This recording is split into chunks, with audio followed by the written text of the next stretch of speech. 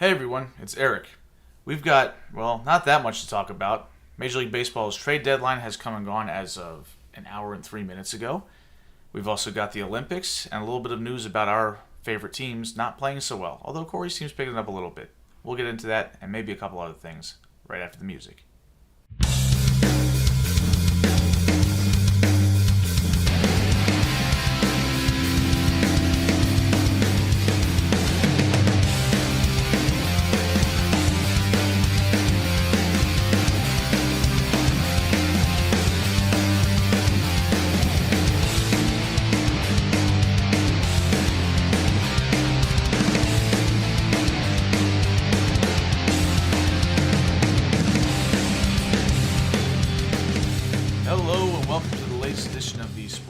Podcast. My name is Eric, and I have hosting duties this week. I am joined by Corey Puffett and Evan Ash. As always, how are you fellas doing today?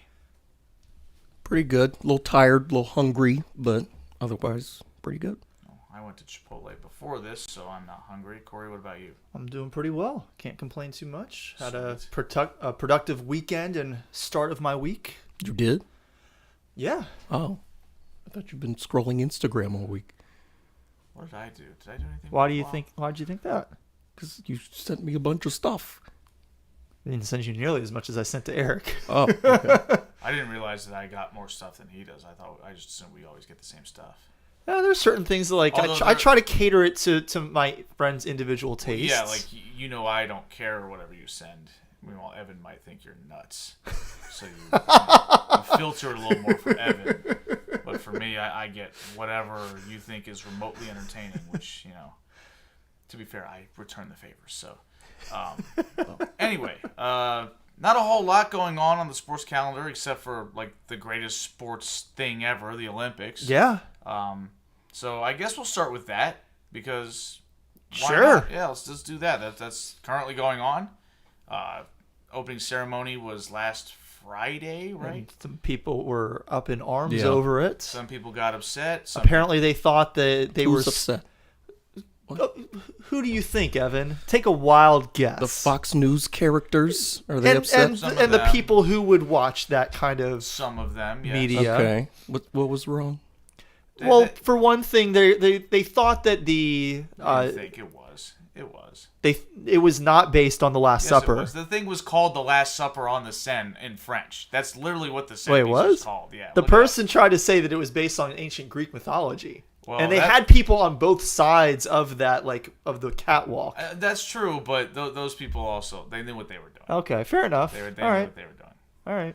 But, that's... So what is this fabricated problem that people have? The issue was that they sort of recreated the visual of the Last Supper painting by Leonardo da Vinci. Okay. But instead of, having, I guess, just dudes like the apostles and somebody being Jesus, they had drag queens, and so... that got people all fired up. But there were also some Greek mythology figures there that kind of they tried to use that to sort of blur the lines of whether that was what they're doing or not. Honestly, the thing that had me scratching my head the most was the fact that Lady Gaga was performing during it when she's not remotely French. Oh, is Gojira French? Because that doesn't sound French. That sounds like Japanese. I have no idea. But they performed it. That was awesome. I mean, why are you bringing in? I mean, it was, but why are you bringing in performers from, like, outside of France? They have, like, 4 hours to kill. You have to do something. They had Snoop Dogg carrying the torch. Yeah. I'm pretty sure he's from Long Beach, which is not in France. They have people from, like, various countries do the torch carrying. Okay, but, like... It's not like he was the one lighting the cauldron. How many famous French musicians can you name? I mean, I probably can't name any, but I'm sure that there are some. You're supposed to be displaying your culture. Well, they're they're an imperialist nation they were in just London, like us. They stole their culture from somebody else. When they were in London, they managed to have everything British. Well, the Brits have good music. They had Queen. They had the Stones. They had Tinny Tempa. Sure. They got all kinds of stuff. I can't name it. Like, Celine Dion is like French Canadian. So why didn't they get her? She was there. Oh, she was there? Yeah, Kelly Clarkson was crying on the set because she was just so moved by her performance. I must have missed that part. Kelly Clarkson was driving me nuts during... Peyton Manning was there, too. Peyton was okay. He was fine. I didn't have a huge issue with He almost threw him. me off. He didn't quite sound like Peyton. He had a little. He wasn't quite as A little bit. I Well, thought he was out of that his element. he had a little bit of goofiness. You know, like there was the thing where he had his like playbook. His He had like playbook, stuff yeah, about yeah. every country or whatever. Which whatever. Like, cute. yeah.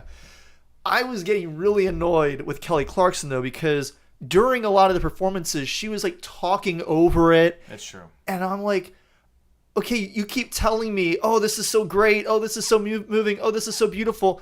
Can you let me actually hear the performance and enjoy it for myself? Like, what is this, a YouTube reaction video? I mean, here? but like they have 1,000. NBC has 1,000 people on their Olympic coverage. Like all of these people have to say something. It's like the Super Bowl Not pregame. at They just every- have this. No, people this around this the is desk. this is Yeah. more like when you have like a huge moment, like when Joe Buck didn't say anything at the end of the Super Bowl and just let what happened speak for itself. You mean like when that's Tony what Romo you're stepped on supposed? it this year?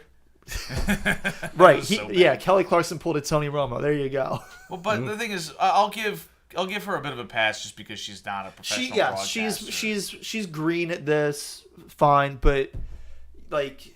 You can still it you can was- still find it frustrating, Yes. even while you understand that maybe she Yes. doesn't understand. Exactly. You know, not to step on the broadcast. but, Exactly. yeah. I'm not out here to like try and rake her through the mud and be like, oh, Kelly Clarkson's just a horrible human being. I'm not going to be tweeting at her, go do something to yourself because of how poor your performance was. I'm not going to do all that, Sounds but I like am going to incredible levy. reaction. I am going to levy some fair criticism. Sure, that she'll never hear, but that's okay. Yeah. So anyway, yeah, the opening ceremony was something. There was some other stuff going on that certain people got upset about that just made no sense, like the horsey that was basically running along the river with the flag bearer on its back. Oh, yeah. And they were like, "Oh, it's the lone pale horse from Revelation." I'm like, nobody read Revelation.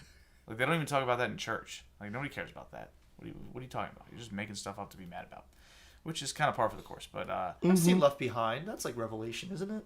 I don't know. And I did think it was dope that they showed Marie Antoinette getting her head chopped off. Like, that was cool. Oh, I missed Yeah, that. it was. Oh, no. It was. Was it early or late? It was during the Gojira set. It was almost like a animated thing on the wall, like almost projected Oh. on there. Okay, I It was was very watching at clear the what time. they I were must going have just, for. I must have like not been watching and like must have Yeah, missed the visual. some people took offense to that, obviously, because of the violence. I'm like, well, no. If this country chopped the head off of a queen, we would brag about it forever. Like, we brag about sticking it in King George's eye, and all we did was leave. We didn't kill him. Imagine if we killed him. We just threw his tea in the river, right? Like, we just get out, Like, imagine if we chopped that dude's head off. Oh yeah. Like, the Italians did the same An thing. image of his chopped off head would be on our $100 bill instead of Ben Franklin. If Rome hosts Rome hosts the Olympics again, which I'm sure they will at some point, they better have an image of Mussolini hanging upside down. Otherwise, I'm going to be really disappointed. The French set a pretty high bar with, understanding the concept of pimping out your own political violence when it was appropriate. So, Righty. Was chopping off Marie Antoinette's head appropriate? yes, Okay. yes, absolutely. Okay. They chopped off her husband's head too. Yeah. Whose head got chopped off first? I don't I think remember. it was her husband's. I think it was Louis. Yeah, Louis got his head chopped off. Yeah. First, and then she got her head chopped off. She was I just was as always- cruel as he was. Okay. I was always Yeah. under the impression that she was sort of like just forced to go along. A mob with- wife, really? with It was- him. No, there was nothing forced about it. She Okay. was like, obviously he was the ruler, so he was responsible, but she was every bit as cruel and mean-spirited as he was, and she got what she deserved. Well, there you Is go. the Hope Diamond involved in here this somewhere? is devolved into a history podcast. How about that? Well, that's what the Olympics are. This is sports meets politics and all kinds of other nonsense. Yeah, that's the other thing. Anybody who's out here trying to be like, can you get the politics out of the Olympics? The Olympics has always been a political event. It started as a political event. It continues to be a political event. It's not a sports event because the people that watch don't like sports for the most part. We are You the certainly don't like exception. these sports for the most part. Yeah, like- nobody's out here watching water polo any other time except for now. Like, my mom doesn't spend a ton of time watching sports. She's been watching the Olympics. Shoot, people have been talking about how, everybody's been marking their calendars for the U.S. women's gymnastics team in the team final, and we have. watched it. But have any of us watched the women's national gymnastics team in the past 3 years since Tokyo? I have not. I haven't. No. I love watching it, but I have not. So, like, these are sports that nobody cares about for anything but 2 weeks out of every 4 years. Yeah, because we get to flex that our country's better than your country at flipping on a balance beam, which is great. Yeah, it is great. Yeah. Ooh, that's in. So I guess let's talk a little bit about some of the stuff we've seen. Yeah. Corey, you mentioned the team final that the ladies gymnastics team won earlier Today. today. Yep. I watched it, I guess, when it happened live. Yeah, you got a chance to watch it live. I got a chance. I saw the vault live, and then I had to head out, but I did get a chance to watch all 3 of our performances in the 3 other disciplines. Yep. I think we went from the vault to the uneven bars, and then the balance beam, or maybe that was reversed. It was the uneven bars first. And then we went to the floor exercise, Yep. and I mean our girls did a really good job. Yep. I definitely noticed some mistakes here and there that aren't usually typical for Biles, but I think that she was just dealing with the Achilles injury that she suffered during practices a couple days ago, or actually I guess it was at the very beginning of the prelims a couple of days ago. And so Simone Biles was a little bit off her game, but still did a fantastic job, pulled some very strong scores. Suni Lee really impressed me. She was great. Her difficulty numbers weren't as high for the routines that she did, and so her scores didn't pop out the same way, but her execution was fantastic. Who else do we have? We had oh man, I'm like blanking on the other 2 names. Michaela Maroney's not impressed. Well, Michaela Maroney hasn't been on the gymnastics team. Well, she's in not more impressed than with 10 your years. lack of memory here. Yeah. Oh. So we got Simone Biles, Suni Lee. Somebody whose name rhymes with Jeez. Biles. I want to say it's Giles or Giles. I don't know. Is it Giles? I don't know. But yeah, she did great. She was the one Yeah. that had struggles with the balance beam. Right, the yeah, mounts. with the mount. Yeah, she fell off on the mount, and then got back on and had a very good rest of her routine. But obviously that, her execution total suffered. She ended up down in the 7s for that one, but she came back and had an excellent floor routine. She's been using a couple of Beyonce songs for her routine, and doing a really good job with that. But yeah, I mean the performance was excellent. Obviously, big congratulations on another gold medal, defending that title. Our women's gymnasts have been on a roll these last several Olympics. Yeah, I mean it's the other than maybe basketball, both men's and women's, we dominate women's gymnastics like no other sport at the Olympics. Like that's probably our best sport outside of those 2. Yeah. And it's funny because we've talked about it in the past where it almost feels like at times Americans root against the basketball team. My dad does. I don't do it as much now, mostly because Rashonda is really into basketball, and she's a big, she definitely pulls for Team USA at the Olympics, so I have kind of fallen back to rooting for the USA. But yeah, for a long time, it felt so unfair to all the other countries. Like, we're going to go out there and obviously we're going to destroy you guys, so I'm kind of pulling for the underdog. Like, give them something. That's what it is, though, right? Like, but there's a difference when it's that level of domination. Like, Michael Phelps is the greatest Olympian of all time, but very rarely was he absolutely blowing everybody else out of the water. He had races where he won by a thousandth of a second in the Olympics. So, like, yes, he was winning all the time, but it was close a lot of the time. You didn't know for sure he was going to win. You still had to go through the experience, and so yeah, you're rooting for him to win. With basketball, it's a little bit different. The USA set a high standard for themselves, right? Like, I think they got to win. I think a part of it, though, for a lot of people, though, with the basketball team is we get to know the players to such a degree when they play in the NBA. And so if most star players are somewhat polarizing, right? Like, a lot of people love them or hate them. Well, imagine if you were somebody that hates LeBron James. Because there's plenty of those guys that exist. Yeah. as the Yankees just gave up a 3-run home run. To Austin Hayes, I think. Austin Hayes, Jeez. sleeper agent. Oh no. Hazy. Helping out them O's more than he ever did with the O's. Yeah. But anyway, there's I have to imagine there's some people that watch LeBron play for Team USA, and they still say that's still LeBron James, the guy who for 9 months out of the year, every year, I can't stand, and then I have to turn around and root for him. Whereas the gymnastics team, again, we only watch them 2 weeks out of every 4 years, so we fall in love with them as soon as we see them get on the mat. They win their gold medals. We cheer for them. And typically, taco for your boy Evan, Ramon Arias, your two most hated Orioles of the last several months, and both homered like 30 seconds apart. Anyway, but also like you don't get the same polarization typically from a lot of like the gymnasts, you know, because so you don't spend as much time with them. Jordan Childs was the one who that we were trying to think of her name. Yeah. And then Jade Carey was the fourth member of the team. But like all of them seem to have very pleasant personalities. You know, we've fallen in love with other gymnasts like Gabby Douglas and Michaela Maroney over the past several years. So and apparently Gabby Douglas was very close to coming back for this Olympics. Wow. But she suffered an injury. Now she's targeting being ready to compete in 2028 when the Olympics return to the U.S. Wow. Yeah, which would be insane. Like, you don't usually see gymnasts once you get to her age, like, still competing at that level.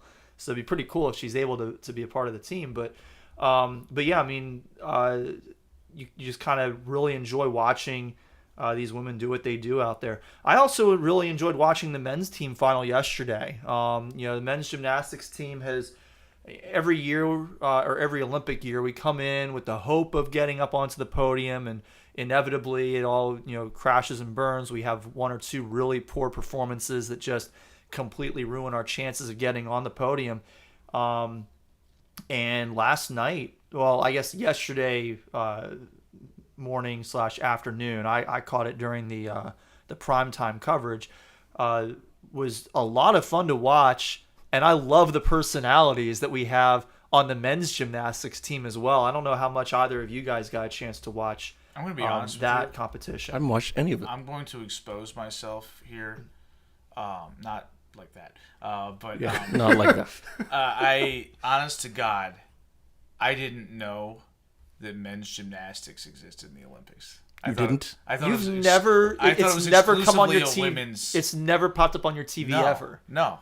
And I watched the Olympics not like judiciously, Interesting. but I've never seen it because I used to wonder. I figured there has to be, right? Because I know male gymnasts exist. Yeah. Like I went to Gymkhana when I was a kid, and there was a bunch of 18, 19-year-olds. I watched the friggin' Terps Gymkhana team every year, and there's plenty of boys out there, not just girls. So I know that male gymnastics exists.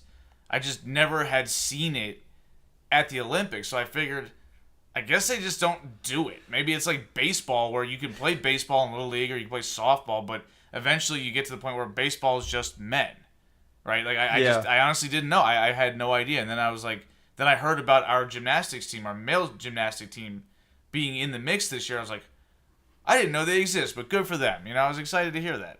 So the men actually do more events, but there's only two that they do in common with the women. So they do a floor exercise. Okay. Men do a floor exercise? They do, but there's no music. It's a little like you still get the flips on the runs across, but you don't get like the kind of dancing and movement kind of stuff like that. They do the vault, but then they do 4 other events that are not at all the same as what the women do. So they do the pommel horse, which if you've ever seen it is I know what it is. Yeah, like you're using only your hands and you're like kind of rotating around and everything. They do the rings. They do the rings. Yes, which looks incredibly difficult. They have the parallel bars, so where the women have the uneven bars. Men do a uneven parallel bar, which is all hands. It's all upper body. Yeah. And then they do the high bar, which is like the men's equivalent of the uneven bars. I've seen all of these things, just never at the Olympics. So I know Interesting. what all this is. Yeah. I've never seen it at the Olympics. Interesting. Yeah. I mean, it pops up for me every so often, and I'll usually watch. If assuming we make it into the team final, which usually we do make it into the top 8 teams to make it into the final. I'll watch that, but Yeah, I mean, yesterday was just yesterday was really really exciting. It was our first medal since 2008. We got the bronze, and the guys on the team were just a lot of fun. So they had this guy Steven Nadoricic, I think is how you pronounce his last name, but he's been memed. He was memed all night yesterday, looking like Clark Kent. He literally only does the pommel horse, doesn't do anything else. He was there for that one event, and he had a great performance. But he's like sitting there the entire competition, just like in the zone. He's got his glasses on, looking kind of nerdy, and he takes the glasses off. He squints at the pommel horse, and everybody's like, he's squinting at it almost like he's just really focused on it. But no, man, like he can't see it. So that was really fun. Frederick Richard just has a really cool personality, and he has a big social media presence that has been helping to bring more attention to men's gymnastics. It's kind of funny that that's like one of the few sports out there where the men get far less attention than the women. And so he's like trying to increase visibility and recognition for men's gymnastics. Paul Judah had some really impressive performances. Forgetting some of the other guys' names, but they were a lot of fun to watch. I was very entertained. The ball could have been caught. He had to hold up. Okay. The guy deked him too. He did the glove up thing. We're watching the over Orioles. here losing his mind to the Orioles. Yeah, Henderson hits a bloop hit, and Kauser had to hold up. He was on second. He failed to score from second. So now that's because he's slow. That's definitely not the case. But anyway, but yeah, the Olympics have been fun so far. I've enjoyed watching. I've watched some of the pool stuff. Yeah, I've been watching a good amount of the swimming. As usual, that's bad. Yeah, the Aussies have been doing pretty well, but Canada has had a few really good showings. Britain has. We've had a lot of medalists in the pool, mostly bronzes so far, but a couple of silvers. Katie Ledecky, I think, is going to be swimming in the 1,500 meter final. I don't know if that was today or if it's yesterday. I know she won her heat by like 17 seconds. Yeah, just that like was blew insane. everybody There else was out. nobody else. I mean, in it's the a picture. it's a 1,500, which is like It's very intense long swimming, distance for swimming, It was a mile. but still, 17 seconds. She blew them out of the water. Yeah, there was nobody in the screen. Yeah. When she finished. Yeah. It's like Might she as well swimming be in a a full different body of water at that point. Almost. 17 seconds ahead. Yeah. So, but the 400 IMs for the men and women were a lot of fun to watch. I've enjoyed watching the relays. Swimming is always a good way to kind of start the Olympics, and then you get into the track events as you move into the second week. Love me some 100 meter So dash. yeah, I'll be looking forward to watching some track events. 100 meter dash, best event. We've had basketball. The men and women have been on the court and doing their thing.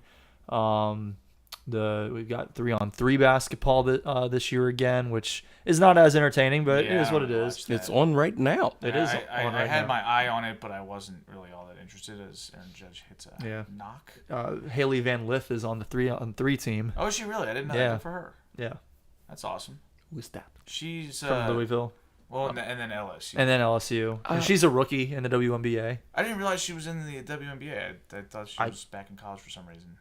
Or maybe she is. You know what? Yeah, you're right. Because there was talk about her entering the transfer portal, so she might not be at LSU again this year. Yeah. No, you're right. She is still in college. This 3-on-3 basketball is half court. Yeah. Well, yeah. I mean, you're not going to play 3-on-3 full court. That would be insane. Let's go. I mean, you could, right? It'd be like just be like running suicides at that point. Just too much space and not enough people. I haven't actually checked the rules on. Hey, that's right. There she is, right there. Yeah. I thought I recognized her. I saw her on the screen. I was like, that girl looks a lot like Haley Van Lith. I was like, well, that's because it is Eric. There you go. So sweet, good for her. I like her a lot. She's kind of a spunky player. She wasn't very good last year, though. No, she was not. That was shocking. It was very strange because really she was very good at Louisville, Louisville. Yeah. And I think she just didn't really fit with the roster and with Kim Mulkey's coaching strategies or whatever. It just didn't work for whatever reason. Yep. And then she unfortunately had to guard Caitlin Clark in the Final Four, and there's That's nobody not that gonna could guard Caitlin Clark. It's kind of a losing battle for just about anybody. Like she hit with the Jordan shrug, except it was because she got scored on instead of her scoring. She was just like, I can't do nothing with that. Like Like she got a nice hand in her face, and just really did a good job contesting shots. Splash. It didn't matter. Right. Oh, Clark was not going to lose that team 2 years in a row. Just couldn't do it, especially after the way the final ended. Just not going to happen. I've watched some archery. They had a women's team archery a couple days ago where China barely held off, or actually South Korea barely held off China, and South Korea's women's archery team has never not won gold in the Olympics. Wow. Every single year that it's been contested, which I think this is like either the 10th or the 11th Olympiad that they've contested it, they've won gold every single time. That's crazy. So, people have been talking about, the women's, the U.S. women's basketball team is trying to set a record for the most consecutive team win event. Well, no, that's not true. We're not going to set the record for consecutive goals. Saying it then? Because people don't pay attention to the archery. People don't pay attention to archery. Really? You're supposed to pay attention to all of it. It's the You Olympics. are. You're supposed to. So when does the equestrian For start? example, I'm the gonna U.S. be the really U.S. mean here. could not win in anything in shooting. No medals in shooting. Which Wow. is insane. That is such a letdown. That's what we do. But maybe that's the problem is we have too many guns, so nobody actually learns how to use them right. And so it's just like they're available to everybody, and the responsible ones get shot, while the idiots that show up to the gun range to practice kill them. I don't know. Maybe that's the thing. Also, I volleyball has been I could fun. make the very mean joke that we said that women's basketball, archery nobody pays attention to archery. Well, not that many people pay attention to women's basketball. More now, though.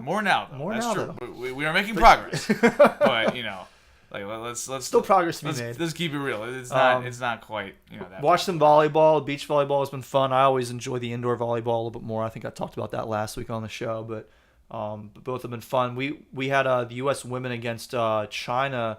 I was watching that last night, and it was a rematch of the gold medal final from Tokyo, in which we won.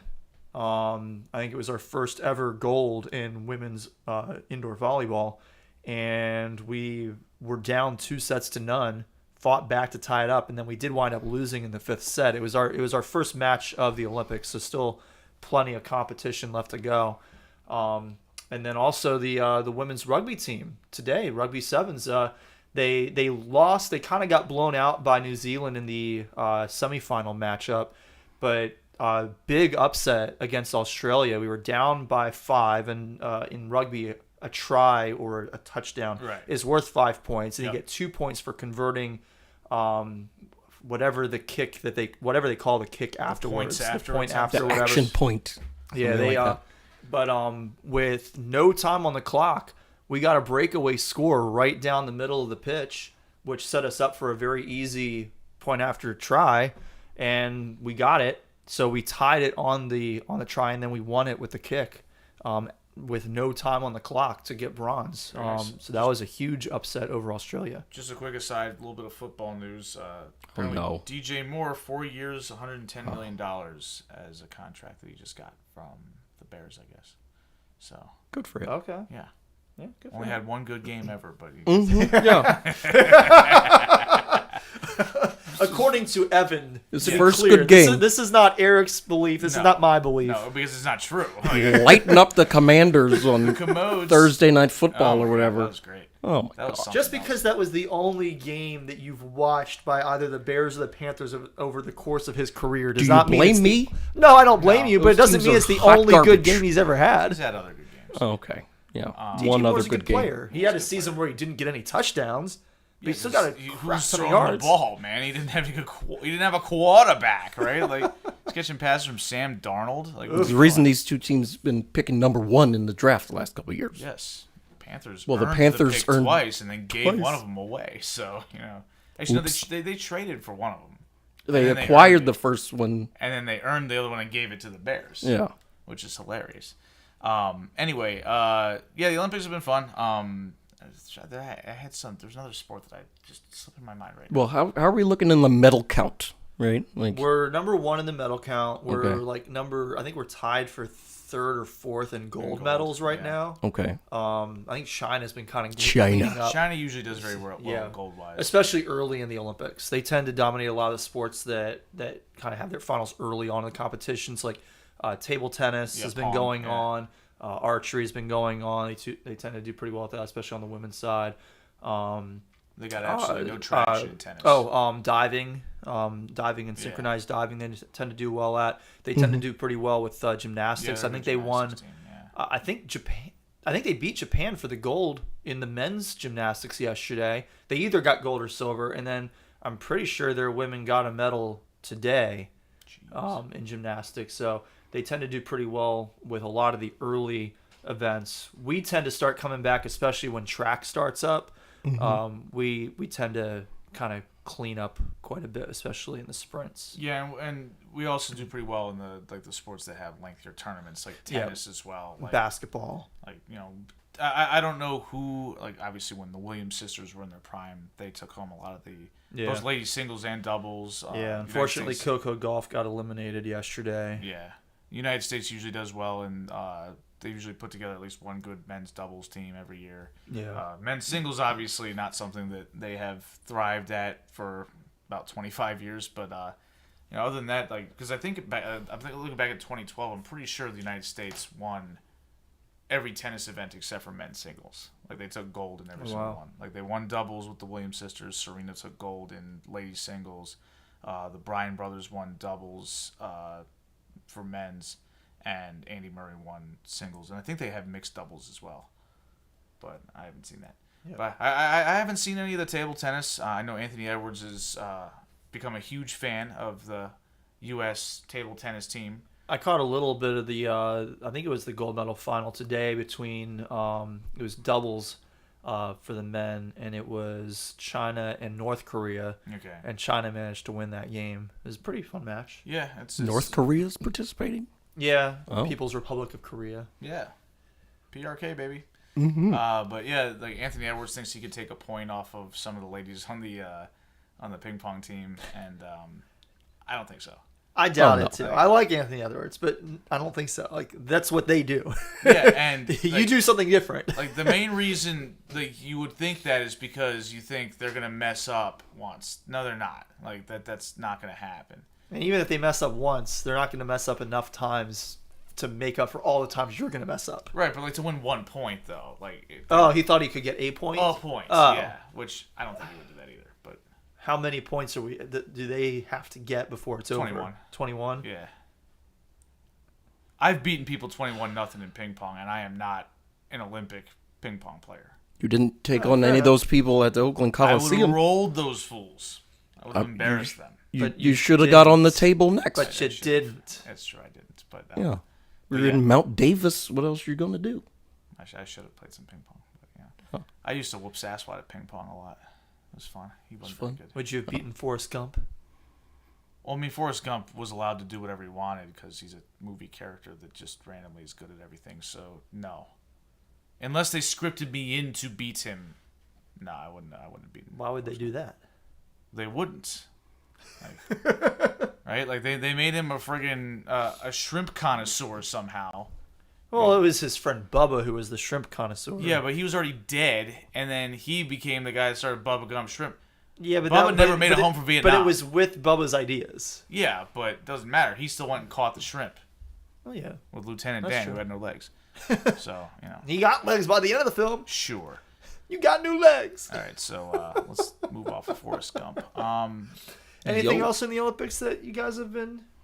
No, that's pretty much it. Yeah, I'm just excited to watch the rest of it. I mean, we got another week. I was getting very heated a couple of nights ago watching women's synchronized diving because they kept shorting our girls, and like the last 2 or 3 dives, we were clearly better than the Chinese divers, and they got more points than us on all of them. It was some BS. Okay. I saw that one guy fail hard on the dive.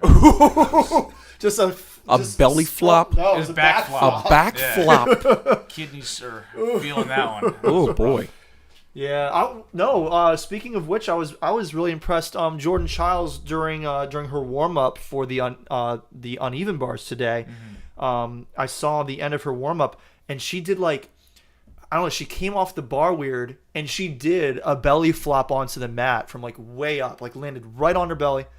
and just like popped right back up and got back on the bars to continue her warm up and finish it off. I was imagine. like, how? If I mean- had fallen like that, I would have been out like for the count.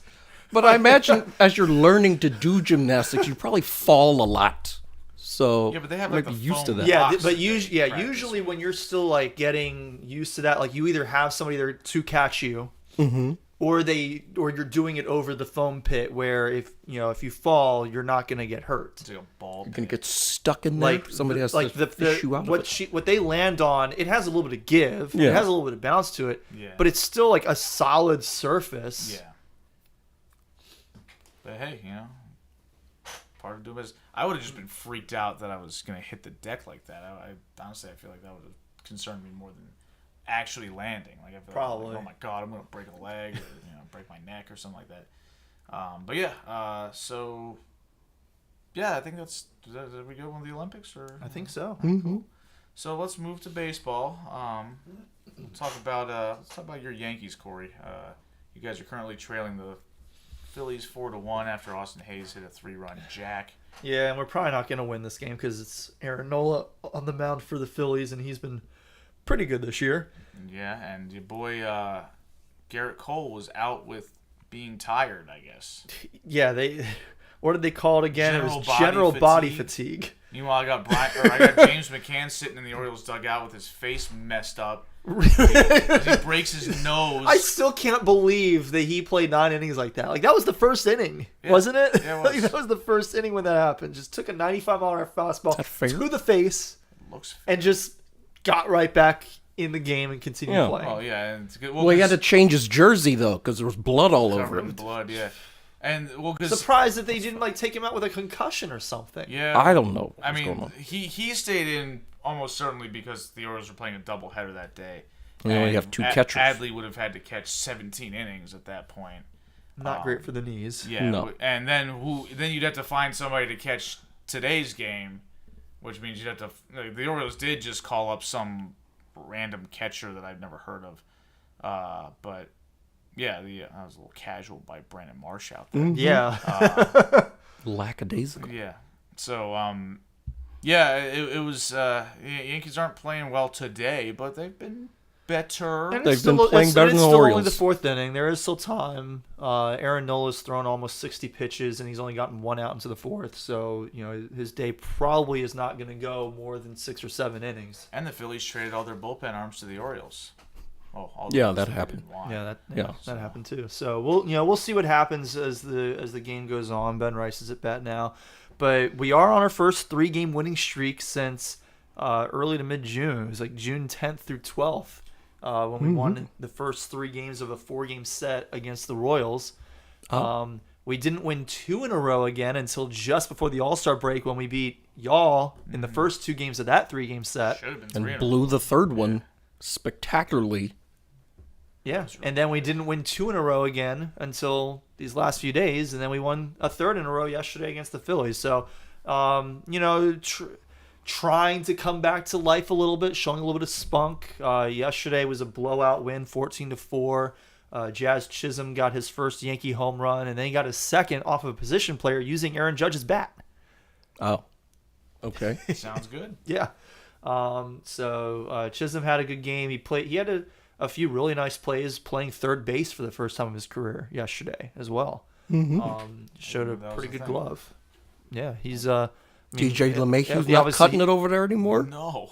Batting 085 or something? Yeah, he's I think really, it was 083. Okay. he's really bad. But yeah, so I mean we're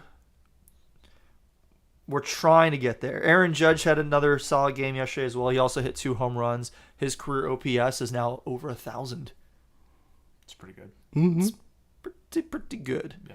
But we've got to show that we can do this consistently. Obviously a lot, if we do end up losing this game today, not the end of the world. If you can win 3 in a row and then lose 1, and win 3 of every 4, that's still like, record-setting pace over the course of an entire season for team wins. So, you're not expecting to win 75% of your games. But we can't afford to keep winning a game or two and then losing a bunch of games in a row. The only winning like 35 to 40% of our games is not going to cut it.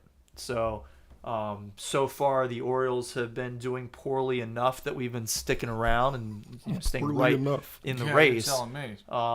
But that eventually the Orioles are going to pull out of this, I think.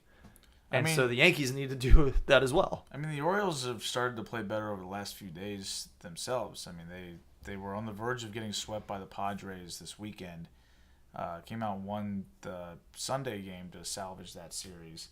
And then, they scored a lot of runs. And then yesterday, the first game against the Blue Jays, they scored a bunch of runs.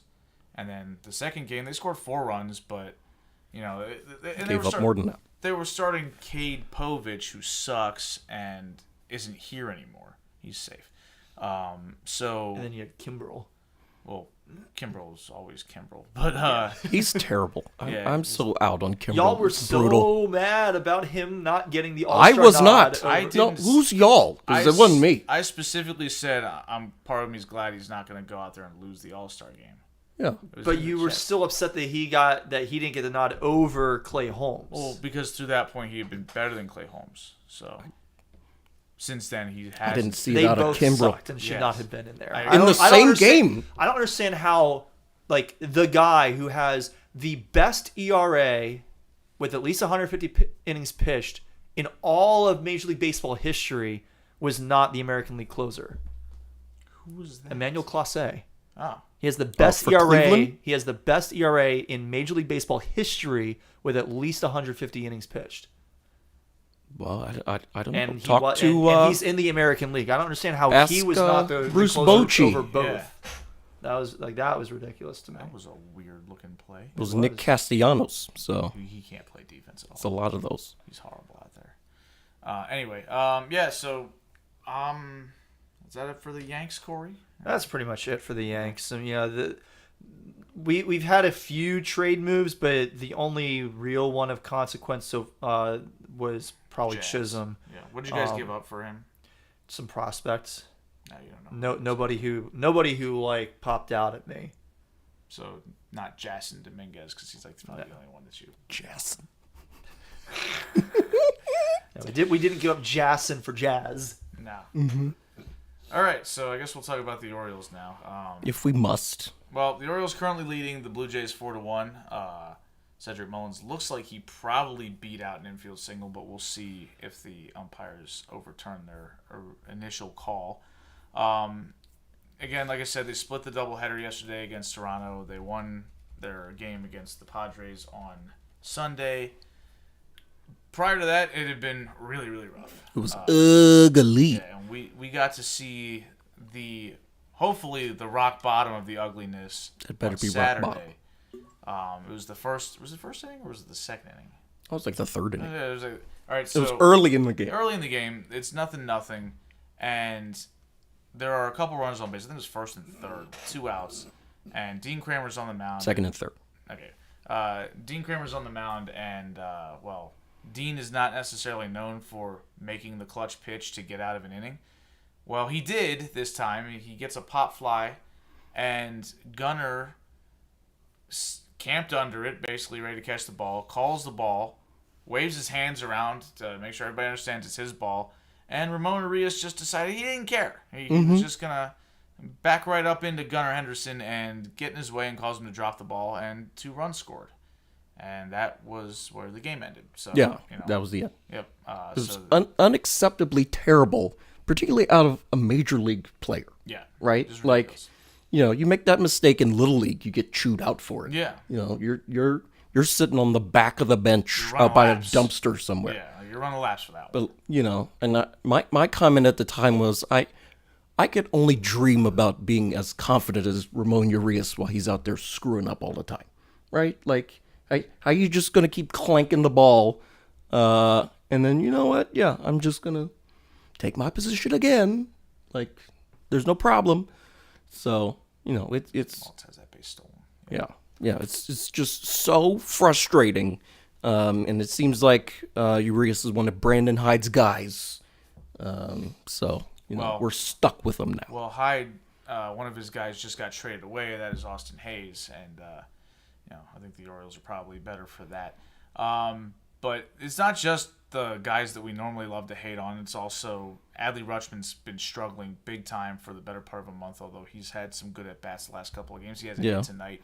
Gunner's been making errors. Gunner has been trying to be too cute. He's been like the worst defender in baseball like for the last week. Yeah, it's very weird. Because he's not. He's a very good shortstop. Yeah, normally he's a very good defender. Like not just an average one, but he's an above average defender. He's trying to make all the plays too flashy. Like just make the routine plays routine. Hey Evan, Ramon's 2 for 2 and just drove in another run.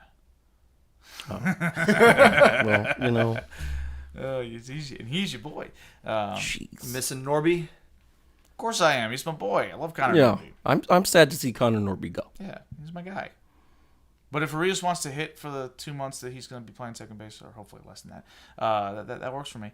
But anyway, the Orioles' pitching's been spotty. Obviously, we knew they had injuries, and we kind of saw in real time as Albert Suarez turned into a pumpkin in New York back in like mid-June. Yeah, it hasn't really gotten better since. I think he did have a good outing against the A's when we were there, but other than that, that's kind of like.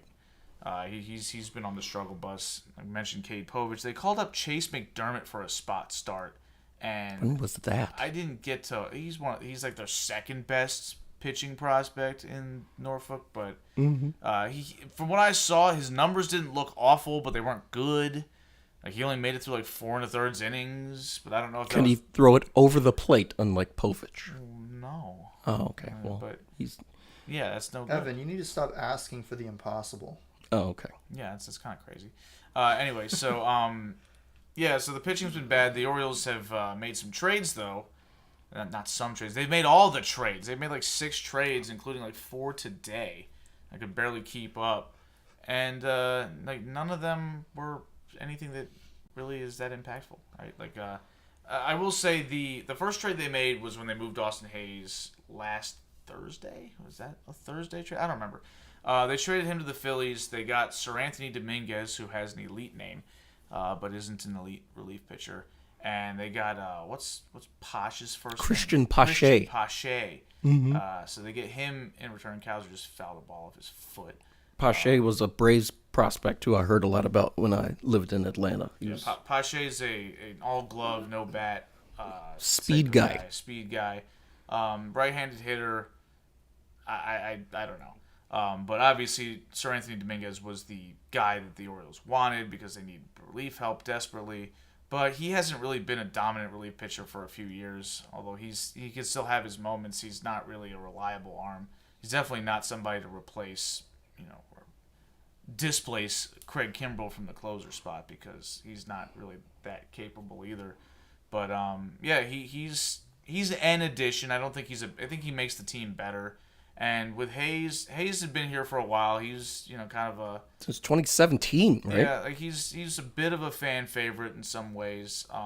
Been here a long time. Been here a while. He's hustle guy, played with a lot of energy, but it felt like the vibes were a little off with him this year. And jeez. What in the world?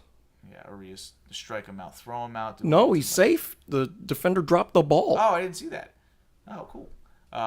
So anyway, Hayes probably needed to go just because one, he wasn't earning a whole lot of playing time with Cowser Cowser not only kind of took his job early in the season, but with Cowser sort of picking it up in the second half. So he dropped his glove. He didn't drop the. He didn't really drop the ball. The glove came off his hand. And then the ball came out. Whoa, that's weird. Yeah, I don't think I've ever seen that. Not typical.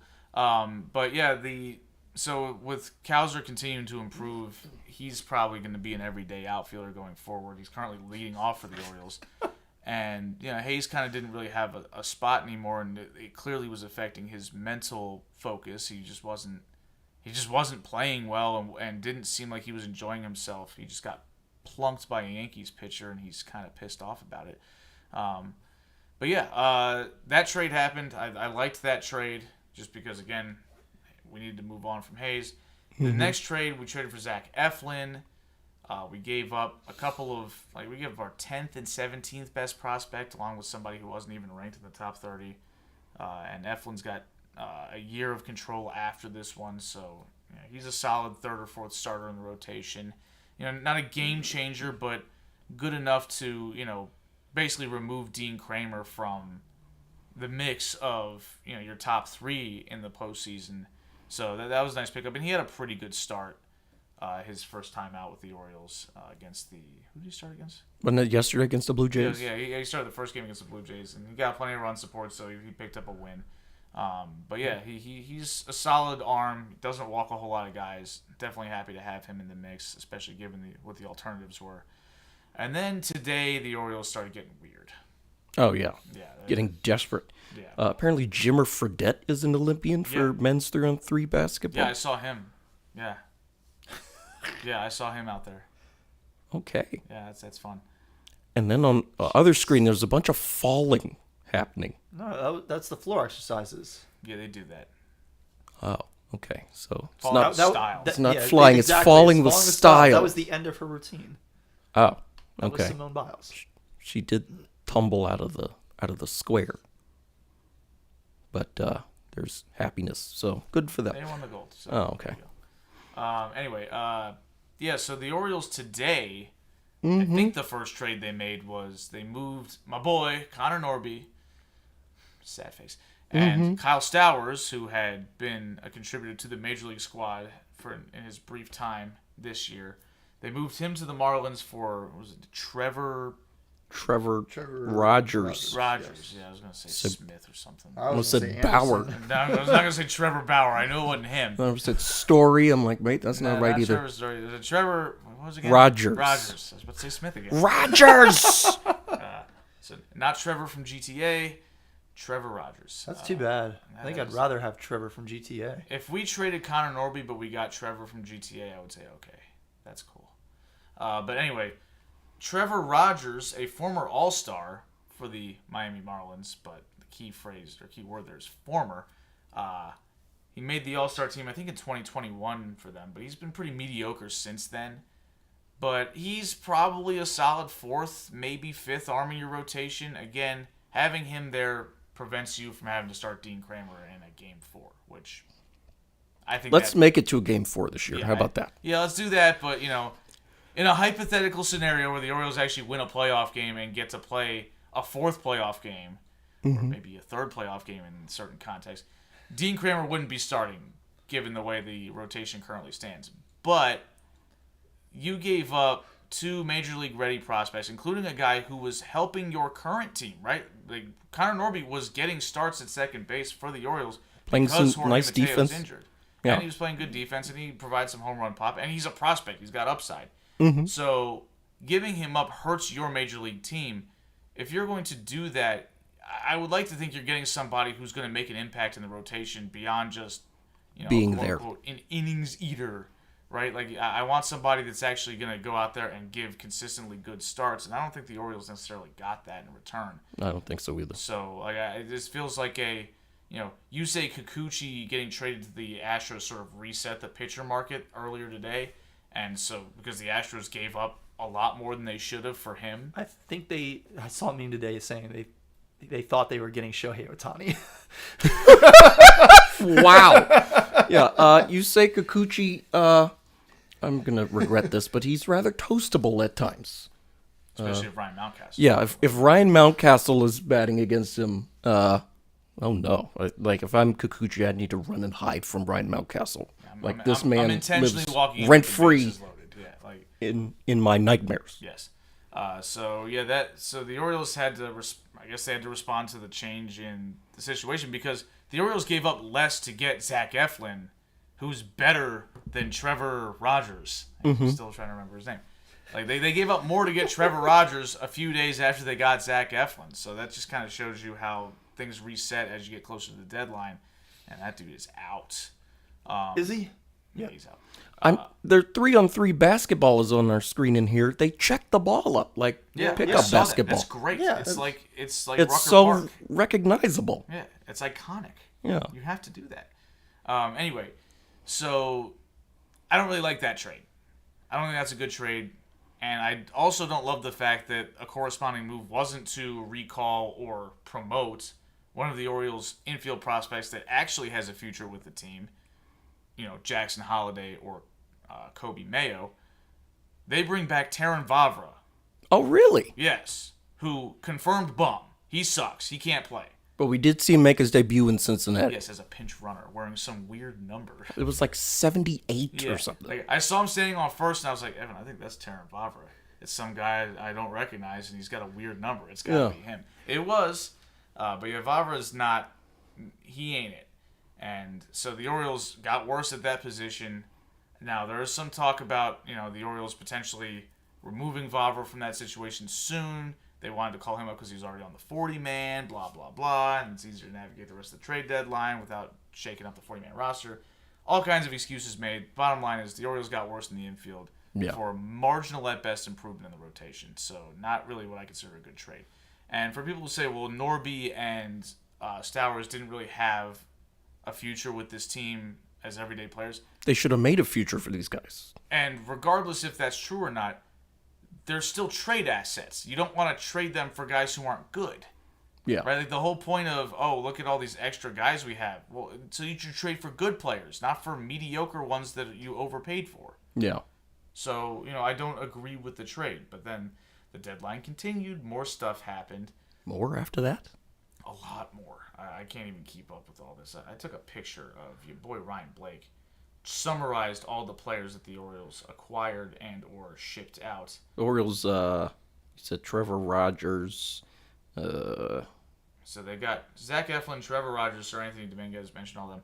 They traded for a left-handed relief pitcher, Gregory Soto. We gave up like a right-handed pitching prospect for him. We don't have any pitching prospects. You can't send those guys away. Well, we got this guy. We traded for Eloy Jimenez. Oh, yeah. I thought I reason. saw that. For cash considerations or something?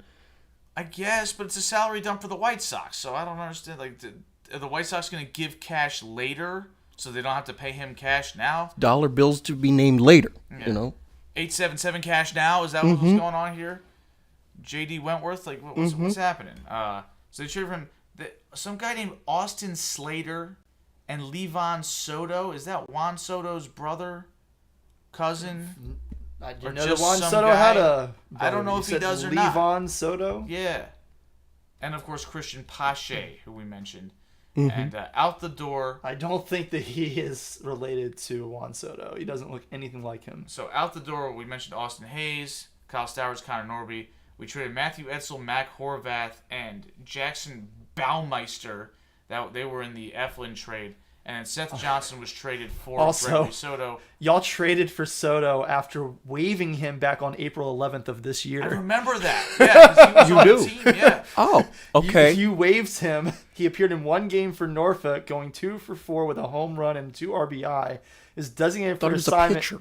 He was designated for assignment on April 16th, following the promotion of David Banuelos. Soto was then claimed off waivers by the Reds, appeared in one game for them, was designated for assignment on July 30th, and then was traded by the Reds to the Orioles. Okay. There you go. So Levon Soto's an infielder. The Orioles traded Seth Johnson for Gregory Soto, who's a left-handed relief pitcher, and they got this guy Austin Slater. I don't know anything about him. So some of these guys need to go. Like, just straight up, they don't have enough roster space for all these guys. Like, how's this going to work? You traded more minor leaguers than you got back in major leaguers. So, how's... Well, some of them are going to have to be minor leaguers then. Or, just get their walking papers. I don't know. And the Orioles DFA'd Cole Irvin. Yeah. Yeah, so that happened. So, some interesting moves. I think, all in all... There's more depth, right? The Orioles are better today than they were last week. Mm-hmm. But I don't think this is a World Series winning team. No. And not just because my pessimism as a fan. I don't think this is a rotation that's strong enough. Like I said it on Twitter. You can have a little bit of a weaker rotation if you have a reliable bullpen. The Orioles do not have that. Mm-mm. And you can get away with a little bit of a weaker bullpen if you've got a reliable rotation. But the Orioles don't have that. So...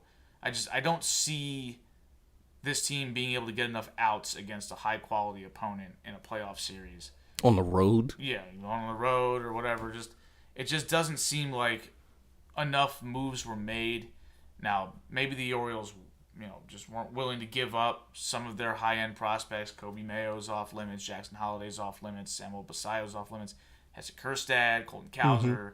They just weren't willing to give up guys that they think are a part of their present and or future, which makes sense. But at the same time, it feels like you didn't do enough to win the World Series this year, and this was one of your contending years. Mm-hmm. You wanted to be able to go for it. I realize injuries get in the way, and losing Kyle Bradish really kind of is a big part of the reason we're here. Losing Felix Bautista at the end of last year is a big part of the reason why we're here. But you had chances to make some moves, and you just didn't do enough. They're gonna have to spend some money this offseason, right? And that's got to be the thing. Got to go get somebody. The Orioles have set themselves up so that they could, in theory, have 9 guys in their lineup be all controllable players that they drafted. But the problem is then they don't have any rotation help. The only way to get that rotation help is by trading some of the guys on your current roster, which means you have to spend money to replace those guys. Yeah. And so either you have to pay Tony and trade somebody, or pay some pitching, or you definitely need to extend Burns, or at least do everything you can to do so. And they're gonna have to shell out some money. I mean, the Orioles are still in the bottom 5 in payroll, right? Like, there's money, there's room for them to spend money and stabilize this roster at least for 2025. But 2024 teams looks like they're a couple bucks short here. Yeah, I mean, I did the whole exercise. The Orioles could fit Juan Soto's potential annual salary in their current salary structure by getting rid of Anthony Santander specifically, and then some other guys who are getting a little older and making a bunch of money, right? Like, it's doable. I don't think it's gonna happen, but that's just an example of, there's money available to be spent, and there's a precedent for the Orioles having spent all that money already. Just pay Tony. I mean, paying Tony makes this a lot easier to manage. You pay Tony. Is he gonna pitch? Who's pitching? Okay, you pay Tony and you trade Kerstad for somebody who can pitch. There you go. Crochet. If they're willing to give him up, sure. Well, it's too late now. I'm talking about In the off season. Wow. Yeah, got to get some pitchers in there. Eflin's gonna be here next year. Yeah, and so is Rogers. Yeah, the other guy. And so is Rodriguez. He's gonna be here for a while. Yeah. And so is your boy Dean Kramer. Oh boy. So yeah, it'd be nice if you had somebody else. Looks like Tony Taters may have just gone. A home run! Tony Taters Oppo Taco Horn. Wow. And you want to get rid of him. Just got out of there. You gotta keep Tony. I mean, You gotta keep Tony. Yeah, after that. And all the other home runs he's hit, you gotta keep Tony. Like, he's a switch hitting power hitter who hits every year. Yeah. Every year he's doing this. He's consistent. He's awesome. He's a clubhouse guy who's actually good. You know who's going to be next year, though, right? Chris Davis. No, he's not. Chris Davis can only hit from one side of the plate, allegedly. Yeah, he could barely do that. So, eventful, but... That does not look like a real person. That looks like an AI-generated image for MLB The Show. It's Eduardo Tate. That is a weird-looking picture. Okay. Anyway, so the Orioles had an eventful but not necessarily impactful trade deadline. But, yeah. We'll see how it plays out. I am curious to see how, again, you got to figure that Holiday and or Mayo are coming up soon. Mm-hmm. I was glad to see that Mullins and Mountcastle stuck around. The outfielder clearly didn't do ball there, and he didn't know where the wall was. So when he hit it, it prevented him from jumping, and it snuck over his glove, hit the padding, and that's got to be one of the shortest home runs. Like, it said 355. Oh. So that's probably would have left Yankee Stadium, and Cincinnati, and here. And that's okay. Well, Cincinnati, yeah. Yeah. So that's all we have on the Orioles, I think. Did anything else interesting happen overall with the deadline, or? There's another Dodgers. Justin Turner got traded mid-game. Yes, that was something. Yeah, right after the he had a single, and then he was taken out. Yeah, and then the guy who hadn't done anything his whole life comes in and he hits a home run against the Orioles. A 3-run homer off of Zach Eflin. I couldn't. Who was that? I don't remember what his name was, but it was yesterday during the first part of the doubleheader. Turner Right gets after James traded. McCann got his nose smashed. Yes, McCann dealing with apparently multiple fractures in his nose. How many bones are in there? I don't know, but because he may have fractured the one in 2 places. I don't know. Jeez. I mean, he definitely was smelling around corners. I mean, we saw Oh yeah. that. And I thought it claws was up his funny nose. how, he said it stinks to get hit in the face by a pitch. I'm like, you can't smell anything right now. What are you talking about? It stinks. Like you ain't got no nose. Yeah, you ain't got it. So yeah, Trey Turner looking disappointed there. Yeah. Other than that, I mean, there weren't like a ton of trades that really jumped out at me as like huge. I mean, Randy Rosarena is no longer a Ray. He went to the Mariners. Trying to think like who else. Jack like, Flaherty got traded at the deadline again. yeah, he did. Went to the What team's he on? Dodgers. Oh, okay. Well, how would the Orioles Twitter have reacted if Elias traded for Jack Flaherty again? Well, I mean, how would Orioles Twitter have reacted? It's Okay, well, whatever happens is going to be a meltdown. well, right? like, how would you have reacted? I mean, apparently he's pitching better this year than he did last year. So, He was pitching better for the Cardinals than he did for the Orioles last year. yeah. He had that one start, his first start against Toronto. In Toronto, he was great. Yeah. This might actually work out. And then, no. Was he even on the playoff No, roster? he wasn't on the playoff roster. Oh, okay. It was really awkward when he was standing there during the division celebration, clinch miss. Oh. Just, what's a polar bear doing in Arlington, Texas type of moment. And, Oh. Yeah. I couldn't see all that because I was at the game. Looking around the rest some of these moves, I mean, I already had been to a clinch miss, so, if you're local and you're a Nats fan, Jesse Winker and Lane Thomas both got traded away. Lane at the Thomas got Yes, traded, he did. really? It was funny Yeah. because I was at Nats Park last night, and there's a big banner of Lane Thomas on the Geico garage, and I'm like, I'm going to have to take that down. He Yeah. got traded a couple hours ago. Yeah, so. he's a Guardian now. But outside of that, probably the biggest trade, most interesting trade at least, was the three-way trade between the Dodgers, Cardinals, and the White Sox a couple days ago. The Dodgers acquired Tommy Edman, Michael Kopech, and Oliver Gonzalez. The Cardinals got Eric Fetty, Tommy Pham, and a player to be named later from the Dodgers. And the White Sox got Miguel Vargas, Gerald Perez, Alexander Albertus, and a player to be named later from the Dodgers. Your boy Tommy Edman, Evan. Yeah. He's running around the bases, Yeah. scoring He's points. gonna be a for my Dodger fantasy now. team. Yeah. What team did Kopech go to? The Also Dodgers? The Dodgers. Yeah. Oh. Okay. Yep. Wasn't Kopech in? Is that the same Kopech that was in the Chris Sale trade? I mean, he was with the White Sox. Maybe. I think this was the Kopech who threw a ball 112 miles an hour or something and then immediately needed Tommy John surgery. Well, that makes sense. Cowser caught a ball and was extra celebratory and being goofy. I don't know what the significance of that was. I don't The either. Pirates sent Martin Perez to the Padres. Martin Perez had a solid rookie year pitching for the Rangers like 2 or 3 years ago and hasn't really done a whole lot since. And the Pirates got some guy I've never heard of in my life, Ronaldus Jimenez. Okay. That could be anybody. I don't know. Yeah, there really wasn't that much action as far as like big names. Yeah. Like Jazz Chisholm was one of the bigger ones. It coming wasn't to the Manny Yankees. Ramirez getting traded to the Dodgers, for No. example. Manny That Wood, was that was insane. bonkers. Yeah. That was so good. I just got into college, right? Oh man, I was like, watching the hell out of some Manny Wood on the extra innings. Oh my god, it was so good. Vince Scully didn't know what to do with. Who is this guy? And it's like, they had his own fan section out there immediately. He's hitting dongs. Oh, yeah. That was great. Oh man, some Manny Wood. Those were some good times. Yo. Burns throwing high and tight to Guerrero. Looks like he got him. That was ball 4. Oh, okay, I didn't realize. All right, anyway. Yeah, so that's the trade deadline. I don't think anything else all that interesting happened.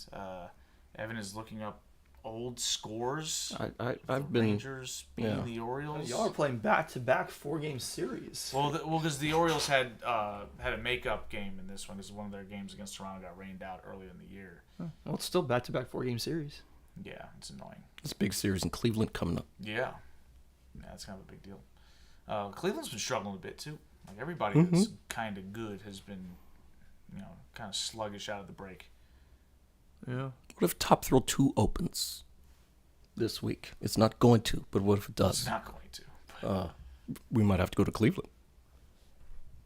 Yeah, but it's not going to. Yeah, it's not going to happen. Don't worry about it. I'm not. That thing's toast, dude. We'll see you in 2025, maybe. That's the reality for that thing. Yeah. All right. I think that's it. Do we have more show? Is there anything else show-wise to talk about? Well, we technically have football on Thursday. Oh, The Hall of really? Fame game. Okay.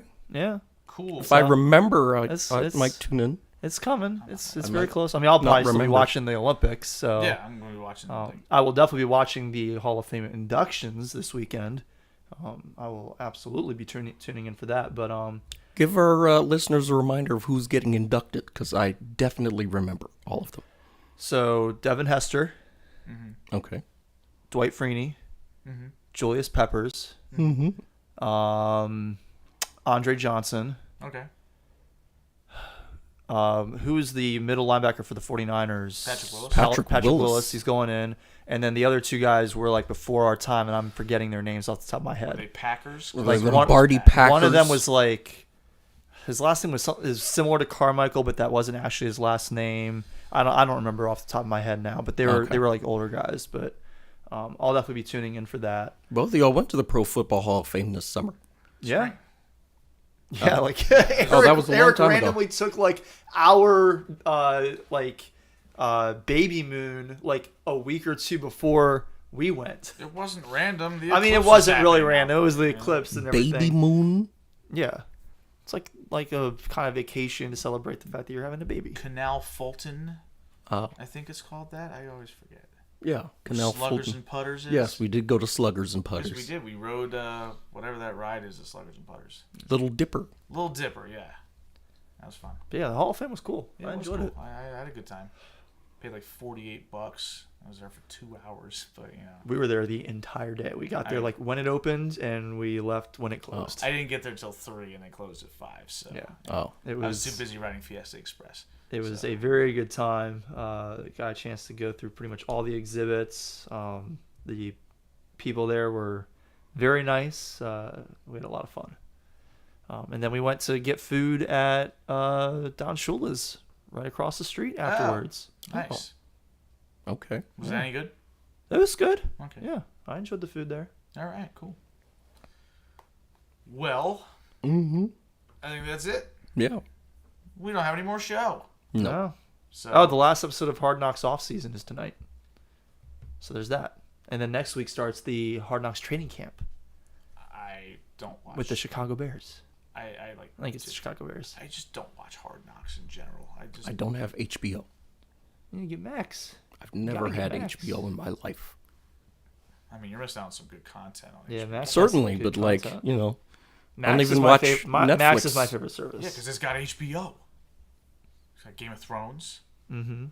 It's got Game of Thrones. Yeah. It's got other Game of Thrones. like signing up for ESPN Plus. They have college football And more college. and college football. you get So all the college football. yes, you do. Keeps hitting people. And now Alejandro Kirk is looking a little worse for the wear after he took a pitch to the elbow. So Better him than me. I had my elbow in the corner of my desk at work today. That was painful. So Yeah, he's got some padding on his elbow. Are you making fun of him because Kind he's- Just a little bit. I don't think that's how that works. No, it's not. So on that note, before we get in trouble with people for Corey being insensitive, let's wrap this show up. Thank you guys for tuning in. You can reach out to this show at thesportsballers@gmail.com. Give us some feedback or ask some questions. Tell us we suck or tell us that we're ugly if you feel like that. Go right ahead. We don't care. You can say whatever you want. We just want to hear from you. We're lonely. All right. And I mean, you're no Kristen Cole. I'm better than you now. no Not idea. before. Now. Not before. I'll give him before, but I got him now. Anyway. What? You can get this podcast on Apple, Spotify, Google, or Amazon. And if you have a preferred podcaster that we are not on, let us know, and we will do our best to accommodate you. You can follow this channel, or this podcast on Twitter at SportsBallers18. If you call it X, I will kill you. You can follow us individually. Corey is at Corey Puffett. I am at Quagmire67, and Evan is at Evan_Ash13. If you call it X, I'll just unfollow you. I'll kill you. Oh, I mean, that's fair enough. I mean, you're gonna die. Anyway, shout outs. Now we're going to get canceled for an entirely different reason. How do we get canceled? Nobody listens to us to cancel us. Right? You don't get canceled if you're not heard. Shout out to all the workers at Hershey Park. I went up there on Sunday this week, and it was a delight. Nice and hot and steamy. Wildcats Revenge was hauling. Great Bear was hauling. Sky Rush was hauling. It was incredible. All the time. Yeah. Shout out to Passport Nissan in Camp Springs for selling us a used new car. A used new car, a 2020 Ford Escape Hybrid Titanium or Titanium Hybrid, whatever the order is. It is fantastic. And then also shout out to her name is Renee Wasco. She's with PG County Fire, and she's like a EMT, but she met with me to help get our car seat installed in the vehicle today. Make sure it's in there nice and safe, in there tight, snug. She's not going anywhere once we put her in there. Oh, Good. It's like a roller coaster. Yeah. You can't get out if you want to. Yeah. So shout out to all of those people. All right. Like I said, it was a productive weekend and beginning of this week for me. All right. My shout out is to Green Day, who I saw last night at Nats Park. Put on one hell of a show, along with the Smashing Pumpkins and Rancid, who unfortunately only got to play 2 songs because it started raining and storming and whatnot, and so they had to shut it down, and train's got to go, so you can't come out. Oh, right, the Metro's closing. Yeah, and they probably have curfews and things like that. You can't have Green Day going on an hour late, and then they turn the lights off on them. I thought you were going to a baseball game. You said you're going to Nats Park. No. Why would I be doing that? Baseball. Yeah, Green Day put on a great set. It was sort of an interesting tour for them because it's both the 30th anniversary of the release of their most popular album, Dookie, which came out in 1994, and their other big album that everybody knows, except for Evan probably, American Idiot, which dropped in 2004. It was the 20th anniversary of that. So for the show, they played both records front to back in full, along with several of their other hits. So it was a pretty long set. It was about 37 songs. They played them all in a row, like a CD? Yeah. Yes. They just track 1 to track 13. Yeah. Just all in a row. Okay.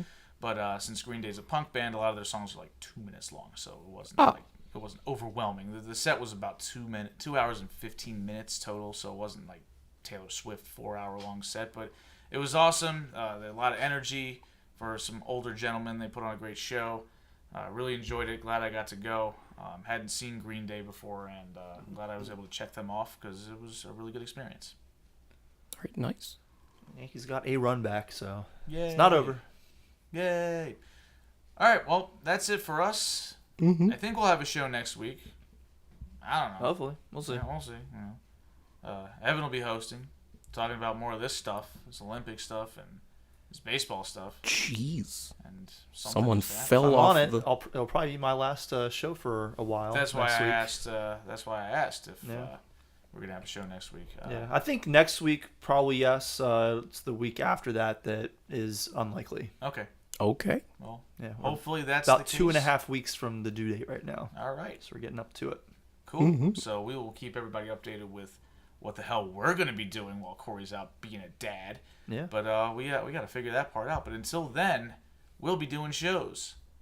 So until next week, and Evan's hosting. Corey started laughing for some reason. You know why I'm laughing. Why are you laughing?